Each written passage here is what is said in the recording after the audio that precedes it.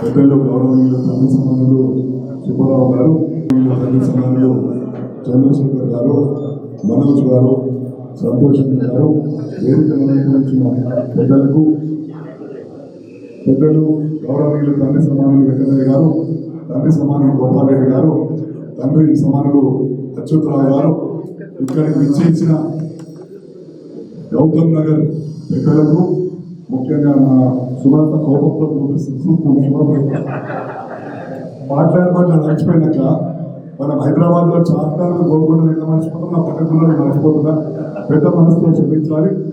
సోదరిమణి సునీత సవలా గారికి, సోదరిమణి మాలతి గారికి, ఇక్కడికి ఇచ్చేసిన మల్కాజ్గిరి కుటుంబ సభ్యులకు, పత్రికా సోదరులకు, ఎలక్ట్రానిక్ మీడియా సోదరులకు ముఖ్యంగా ఒకటే చెప్పదలుచుకున్నాను. ఎన్నికలకు మునుపు చెప్పాను, మల్కాజ్గిరి ఒక కుటుంబం అని. మరి అదేవిధంగా మీరందరూ కూడా ఆశీర్వదించారు. ఊహించని విధంగా మల్కాజ్గిరి చరిత్రలో నిలిచిపోయే విధంగా 74,000 మెజారిటీతో నన్ను గెలిపించారు. నా కంఠంలో ఊపిరి వరకు, అంటే my last breath I'm not going to forget Malkajgiri అని చెప్పి సందర్భంగా తెలియజేస్తా ఉన్నా. ఎన్నికల తర్వాత కూడా అందుకే పార్టీల గణితంగా, మతాల గణితంగా, కులాల గణితంగా, ప్రాంతాల గణితంగా, రాష్ట్రాల గణితంగా మల్కాజ్గిరి అంటే కుటుంబం అని చెప్పాను. మల్కాజ్గిరి నియోజకవర్గం పైన ఈగ వాళ్ళని ఉన్నాను. అదేవిధంగా మాట కట్టుబడి ఉండాలని చెప్పి ప్రమాణపూర్వకంగా తెలియజేస్తా ఉన్నాను. ఎన్నికలకు ముందు 3 కమిట్మెంట్స్ ఇచ్చాను నేను. ఫస్ట్ కమిట్మెంట్ ఏంటంటే ఆర్పి, సెకండ్ కమిట్మెంట్ మౌలాలి కమాన్, 3వ కమిట్మెంట్ నాలాలు. అయితే 2 కమిట్మెంట్లు పూర్తి చేశానని చెప్పి మీకు ఈ సందర్భంగా తెలియజేస్తా ఉన్నాను. RMP already ప్రారంభమైనట్టే.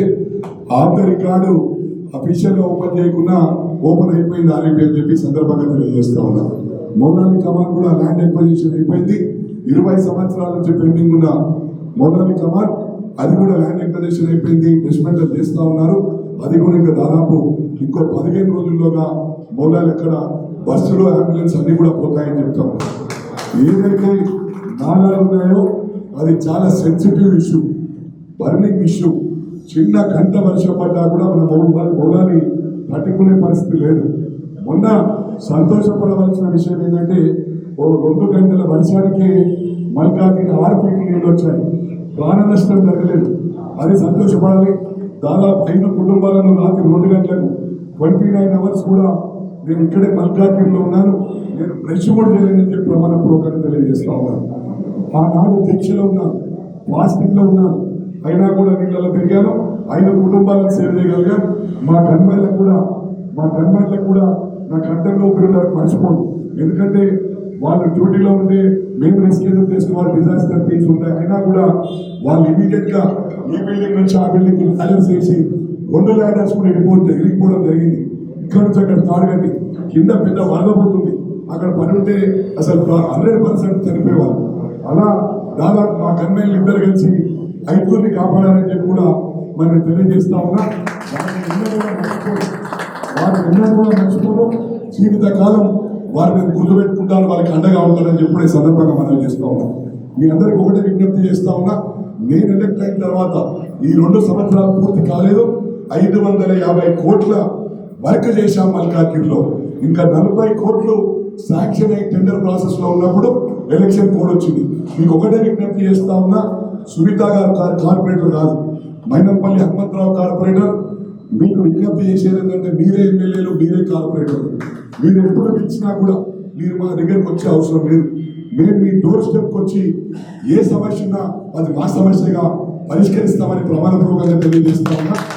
నేను మా క్యాడర్ కూడా విజ్ఞప్తి చేశాను, మనకి ఇక్కడ కాన్స్టిట్యూన్సీలో ఏ పార్టీ వాళ్ళైనా, బీజేపీ వాళ్ళైనా, కాంగ్రెస్ వాళ్ళైనా అందరూ సహకరిస్తేనే మనం డెవలప్ చేయగలిగాం.